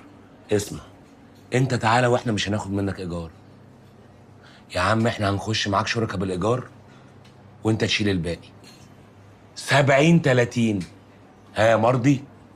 على راي المثل، صاحبك لا تشاركه ولا تناسبه. وانا نسيت لكم مره وغلطه وخلاص. خلاص طالما انها غلطه نتكل على الله. ما كفايه قله قيمه بقى منعم ونتكل على الله. يا عم اقعد بس، ما يبقاش طلقك حامي كده. في كلام اخد وعطا، انا بهزر معاك.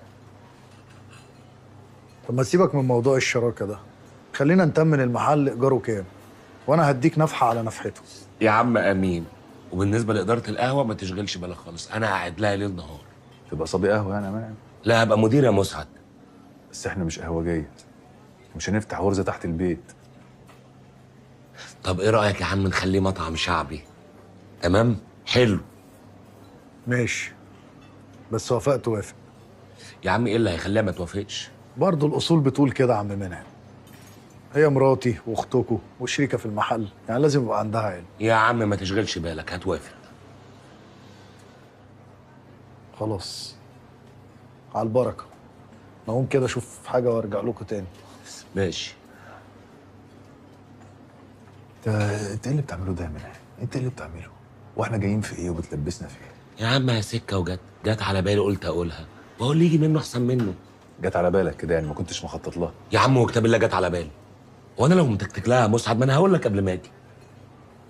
طب وهتعمل ايه مع عمروسي؟ بيني وبينك كار الهدوم ما بقاش جايب همه، ومش جاي وراه غير القرف، اديك شايف اهو. خلينا يا عم نفتح باب جديد، يمكن ربنا يفتحها علينا. انت مش شايف الهلمه اللي فيها الواد راغب؟ عقبالنا. يعني حضرتك شايف ان الموضوع يستاهل اقطع اجازتي واجي على ملا وشي بالطريقه دي؟ والله يعني لو شايفه ان ضياع عقد وشغل مع مكتبه كبيره زي دار النهضه الحديثه موضوع مش مستاهل، فاحنا اسفين جدا لحضرتك. اقعدي يا فندم خدي قهوتك، ولا تحب الحاج المسيري بنفسه يعتذر لجنابك؟ يا حاج، انا كلمت استاذ معتصم وحكيت له ان الشنطه اتسرقت بكل الورق اللي فيها ومعايا رقم المحضر، وهو تفهم الامر. وبعدين احنا كلمنا المكتبه واتفقنا نعمل عقد جديد، يعني المشكله اتحلت تقريبا. فانا مش فاهمه ايه لازمه فتحه وتكبيره دلوقتي، فين الازمه؟ انت بتتكلمي كده ليه؟ انت هتعلمينا شغلنا؟ ده كأن احنا اللي شغالين عندك مش انت اللي شغاله عندنا. لا معلش يا استاذ طارق، مع احترامي الكامل لحضرتك، انا شغاله في مطبعه الحاج المسيري مش عندك خالص. يا بسمة، طارق عايز يقول لك حاجة بس هو اللي أسلوبه ناشف شوية. أولاً الحمد لله على سلامتك. تسلم يا حاج، متشكرة. ثانياً بقى مفيش حد هنا بيشتغل عند حد، كلنا بنشتغل مع بعض. بس اللي عايز يقوله لك طارق انا موافقه عليه، لان ما ينفعش انك تاخدي معاكي عقد بره المطبعه. انت عندك مكتبك وفي ورقك، ورق المطبعه ما يخرجش بره المطبعه. يا ريتنا كنا سمعنا. صح كده يا حاج؟ قول لها. صح يا حاج، حضرتك عندك حق في النقطه دي. وانا اسفه يعني لو صوتي عالي شويه، بس اصل اسلوب استاذ طارق وطريقته ماله اسلوب يا بسمه؟ ده شغل فتح بيوت ناس واولهم بيتي وبيتك. خلاص يا طارق، بسمه من زمان معانا، يعني ما هياش مستجده. طب يا ريت تبقى زي المستجدين. بالك انت يا حاج البت فاتن مثلا، بت في قمه الشطاره والامانه. من اول يوم جت فيه المطبعه هنا ولا غلطه، وهي تغلط يقوم معتصم يديها بدل الجزا اجهزه. انا مش عارف دماغه دي كانت فين. اتفضلي انت على مكتبك يا بسمه. حاضر يا حاج. اتفضلي.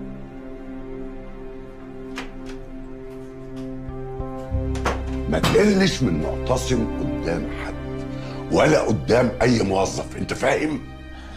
حاضر يا حاج، بس على فكره انا ما قصدتش، انا كنت بتكلم في الشغل على فكره. بتفضل على مكتبك، اتفضل. ولما يجي معتصم خليه يجيني على طول. حاضر يا حاج.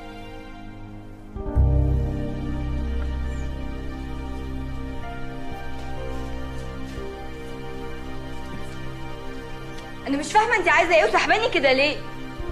عايزاكي تبطلي حركاتك دي وتحترمي نفسك وزمايلك في الشغل. انا محترمه نفسي وبشوف شغلي، ولو عندك كلمه تقوليها في العدل او تحل عني. بصي يا فاتن، محدش بياخد رزق حد، رزقك هتاخديه. بلاش بقى يبقى بالقذاره دي. انت تقصدي ايه؟ لا فوقي، انت قديمه عني بس تلزمي حدودك. مين اللي بلغ طارق ان العقد ضاع؟ ومن امتى اصلا وطارق بيسال على العقد؟ ولا بيسال العقد اتاخر ولا لا؟ وايه المشكله؟ سالني ورديت عليه، اخبي عليه ليه واداري عليكي ليه؟ هو انت عامله؟ والله لو حد عامل عامله فهو انت يا فاتن. انت اللي كل صغيره وكبيره بتحصل في المطبعه بتدوري تبلغيها لطارق، ومش سايبه حد في حاله، وعينك في كل ده على مكانه. تحبي اسيبهولك عشان ترتاحي؟ لا عنك انت، هاخده بطريقتي.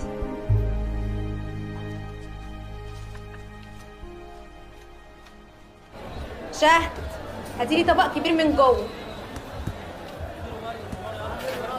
يعني هي فلوس ولا عرق؟ انا بقتش فاهمه. ولا انا. هم اخواتك بقوا يقولوا حاجه؟ قلتش ايه؟ بدل ما المحل مقفول على الفاضي. طب ما ياخدوا منعم يفتحه ومحل ملابس زي ما كان عايز. بيقول ما يمشيش هنا. انت بتفكري في ايه؟ ايه اللي في دماغك؟ بصي من الاخر كده، بلاش تخش شغل مع راغب. ليه بقى؟ عشان راغب في الفلوس صعب، ومسعد عصبي، ومية مية هيطقشوا في بعض. فعلى ايه بقى ده كله؟ على وصل الامانه اللي اخوكي ماضيه على نفسه. ما انا بقول ايه من الصبح؟ ما تتهدي شويه. ماشي، نشوف له صرفه تانية بس بعيد عن راغب. بيت، هو في حاجه بينك وبين جوزك؟ لا، بس عشان ما يبقاش فيه. هو لو بينه وبين اخواتي مشاكل مش هتصب على دماغي في الاخر. يا اختي يا حين، النهارده موتني بكره. وبعدين والنبي ده انا قلبي حاسس انها هتبقى فتحه خير. ماشي، اعملوا اللي يريحكم.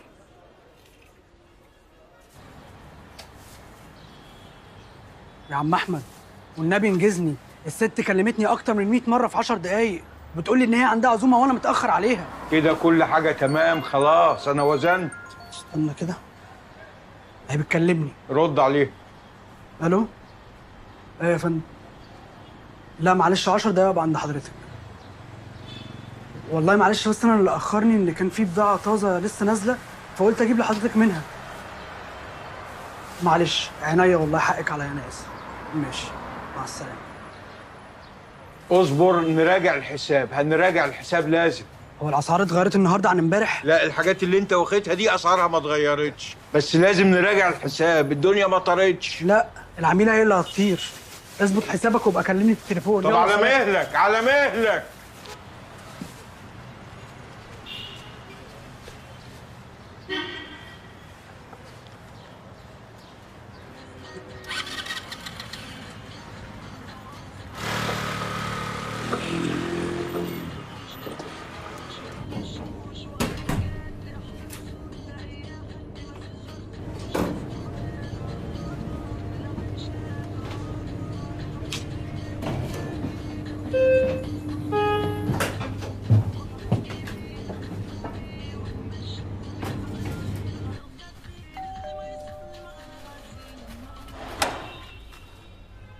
مساء الخير يا فندم، اوردر حضرتك.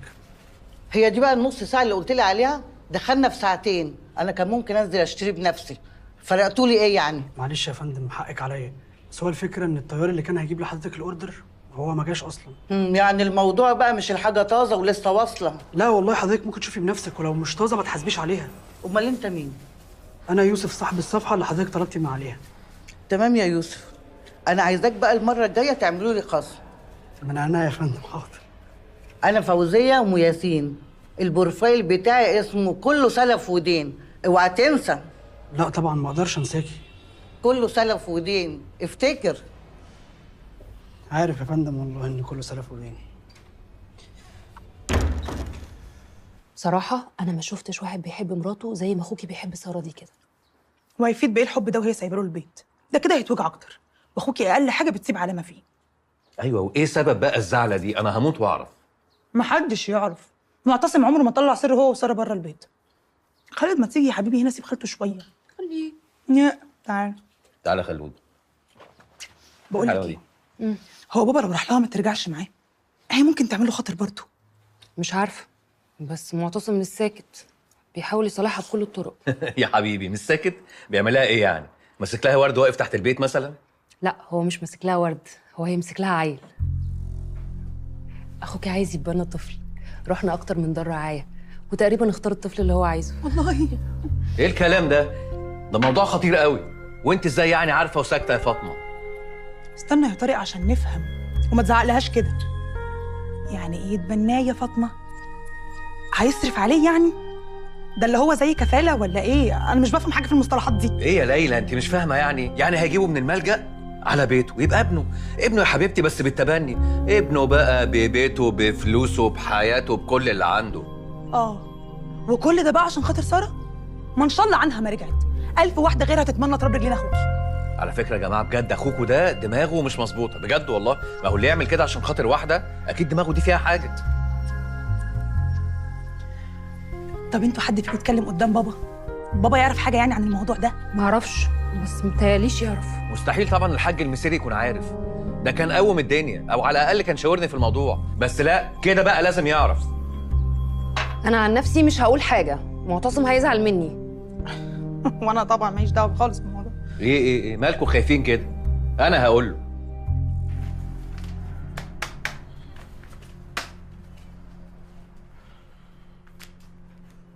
لا الوضع ده مش هينفع. العميل اللي بنصرف عليه دعايه عشان يجي لنا لما الاوردر يتاخر عليه مره واثنين وثلاثه مش هيجي لنا. طب اهدى بس يا يوسف، اهدى. انا كلمت الواد الطيار وقال لي ان هو جاي دلوقتي. ده انا هنفخه لما يجي. ايه يا عم حماد؟ ايه؟ كنت قول يا سيدي ان انت مش جاي، كان زماننا اتصرفنا. معلش والله يا اساتذه، سعيد سخن وحراره نار، لولاش بس برشمتين المسكن اللي خدتهم هم اللي وقفونا على رجلي. يا سيدي الحمد لله على السلامه، بس انت جاي لي في نص النهار تعمل ايه؟ انا مش فاهم الكلام ده، ما ياكلش عيش. لو انت شايف ان الشغلانه دي تقيله على قلبك او انت مش قادر تعملها، في مليون الف واحد بره يتمنى الشغلانه اللي انت فيها. استاذ يوسف، في ايه يا عم؟ ما تتكلم. استاذ يوسف، انا لا بتاع لف ودوران ولا بتاع حكايات، بس ما فيش حد كبير على التعب. خلاص يا حماده خلاص، امسك يا سيدي، ادي المكنه وادي الاوردرات، ما تتاخرش على الناس ماشي؟ وتابعني اول باول في التليفون. تمام يا اداره. حقك عليا يا هندسه.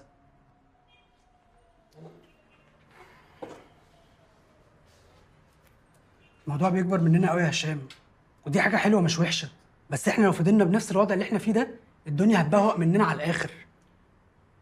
طب بتفكر في ايه؟ بفكر ناخد المحل اللي جنبنا ده نعمله مخزن، نحط فيه الحاجات اللي بتطلب مننا كتير. انا خايف بس نلبسها، البضاعه اللي معانا دي عمرها قصير. ما هو الموضوع ده محتاج تفكير وبرضه في نفس الوقت فلوس يعني. لو على الفلوس طبعا موجوده يعني. انت هتقول لي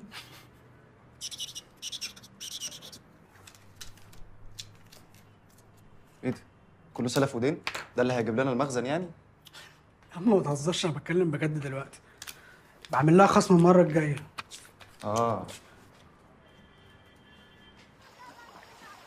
اهلا خلود يا حبيبي، تعالى كل معايا بقى. تاكل مكرونه ولا قال اقول لك انت بتحب البطاطس، خد بطاطس. مش معتصم قال انه هيجي يتعشى معانا ولا ايه ليلى؟ ولما كلمته تاني قال لي انه مشغول. ربنا معاه. حاكم اجراءات التبني دي صعبه وبتاخد وقت جامد جدا، بس لا المره الجايه لازم ادبسه في عزومه. اول بس ما ياخد الواد في ايديه كده لازم عزومه بقى حمام ونيفه. تبني ايه واد ايه اللي انت بتقول عليه ده؟ انت هتلخبطني ليه بقى يا حاج؟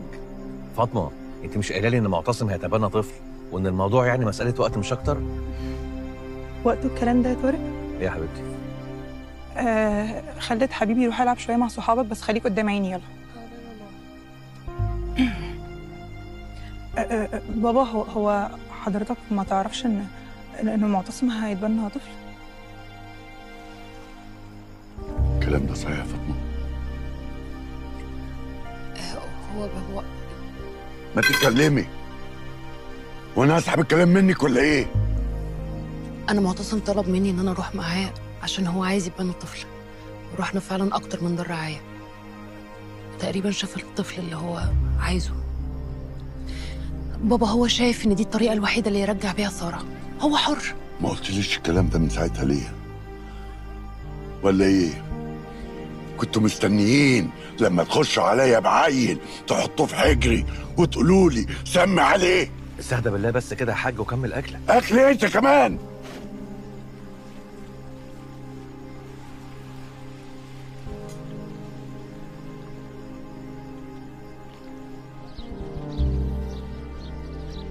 هو ده العدل اللي كنت بتتكلم فيه؟ هو ده الحل اللي انت وصلت له؟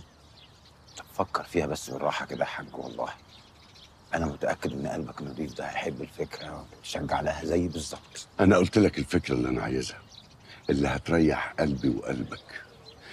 لكن انت خلاص يا معتصم، مفيش في دماغك حاجه غير انك تصالحها وتراضيها. انا ما عنديش مانع انك تراضيها وتعمل كل حاجه تريحها، لكن مش على حساب نفسك وحساب عيلتك.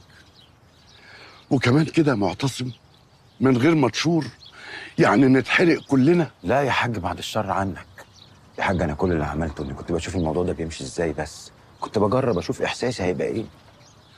وحسيت بايه بقى؟ بصراحه يا حاج حسيت ان انا مرتاح قوي للفكره دي، ونفسي انت كمان تبقى مرتاح عشان اعرف اقول لساره. يا ابني يا حبيبي، سيبك مني. وان كان انا اهم حاجه في حياتي ان اشوف ليا حفيد من صلبك، لكن انا خايف يا معتصم، خايف الوقت يجري بيك ولا تلحق تتجوز ولا تشوف لك حته عيل. انا مش هعرف اعمل كده يا بابا، انا حتى الفكره مش عارف افكر فيها. انا بحب ساره وعايزها معايا، واحنا ان شاء الله مش هنبطل نحاول ونسعى، ودايما الامل في ربنا كبير لان الحفيد اللي انت عايزه يجي من ساره. وافق يا حاج، وافق وبارك، خليني اعرف اقول لساره بقى.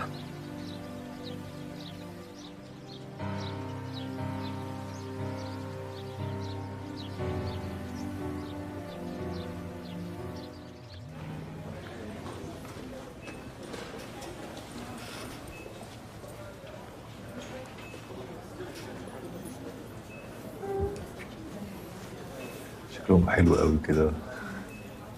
تلم يا مسعد. انا اقصد يعني ان هي كل واحده بطنها قدامها كده وشايله عيل، يعني حاجه تفرح. فرحان؟ فرحان قوي.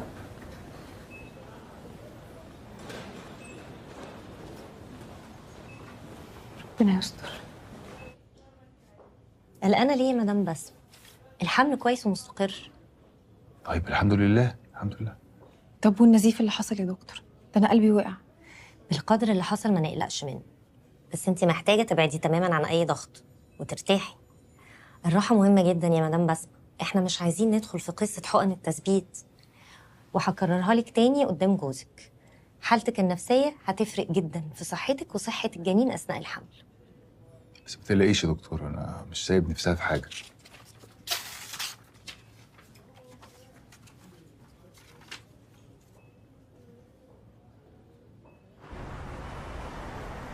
ايه بتضحكي على ايه؟ يوسف اخويا كاتب على صفحته انا زمان ما كنتش بنزل اجيب الطلبات لماما، دلوقتي بجيب الطلبات للشارع كله. كويس كويس، هي المرمطه دي هي اللي هتخليه مع الوقت يعني يبقى راجل. ليه بتقول كده؟ يوسف اخويا ما شاء الله عليه، من ساعه ما خلص جامعه وهو ما قعدش من شغلانه لشغلانه. راجل بجد فعلا. مش فاهم انت قصدك ايه يعني؟ قصدك ان انا مش راجل يعني؟ ايه يا مسعد؟ انا بتكلم على اخويا، ما جبتش سيرتك. ازاي يعني هقول كده؟ بس بقالك كام يوم كده قاعده تعيدي وتزيدي في نفس الكلام. مش عارف شغلك ماله، الفلوس مالها، اخويا مش عارف عمل ايه في الجامعه، عايزين نعلى ونبقى زي الناس. انا مش فاهم انت عايز تقولي ايه يعني. انت اللي عايز تقول ايه؟ عايز ايه يا مسعد؟ ليه كل ما اتكلم كلام عادي او اقول اي حاجه جايه في بالي انت تاخدها كاني بغلط فيك وبشتمك؟ انت اتهبلتي ولا ايه؟ انت هتشتميني كمان؟ ده اللي ناقص. مسعد، انا لسه خارجه من عند الدكتور وكان عندي نزيف واتقرب. استهدى بالله يا حبيبي ويلا نروح. بص يا بسمه، انت لو هتستعر ان ابو ولادك يبقى امين مخزن، محدش كان جابرك عليه من الاول يا استاذه. انت بتقول ايه؟ ليه يا مسعد؟ انا كده اللي اتهبلت؟ احنا من ساعه ما اتجوزنا واحنا واحد وايدي بايدك.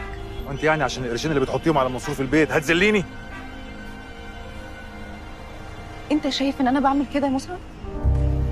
الله يسامحك، الله يسامحك ويهديك. لا خلاص ادعي عليا كمان، ادعي عليا. انت الحمل مقوي قلبك عليا شويه اليومين دول، خدي بالك. جرى ايه يا مسعد؟ في ايه مالك؟ في ايه؟ عايزني اسكت ما اتكلمش خالص؟ حاضر مش هتكلم. هنزل الشغل وارجع منه وانا ساكته وما بتكلمش. خلينا محبوسين في الجحر بتاع عيلتك وانا برضه ساكته وما بتكلمش. ومشيني اليوم بيومه مع عيالنا اللي مش عارفين هنصرف عليهم ازاي عشان احنا بنصرف على عيله تانية وانا برضه ساكته وما بتكلمش. وكل ما اعمل اي حاجه او اشيل قرشين على جنب اقول نشم نفسنا شويه، يبقى اروح اسرقهم عشان تسدد ديون اخوك. اسرقهم دي؟ انت هتفضلي ماسكه لي في النغمه دي؟ تتحامي في حملك وفلوسك ومش عارف ايه. بقول لك ايه، هتقل ادبك هتاخدي على دماغك، فاهمه ولا مش فاهمه؟ مسعد انت اتجننت؟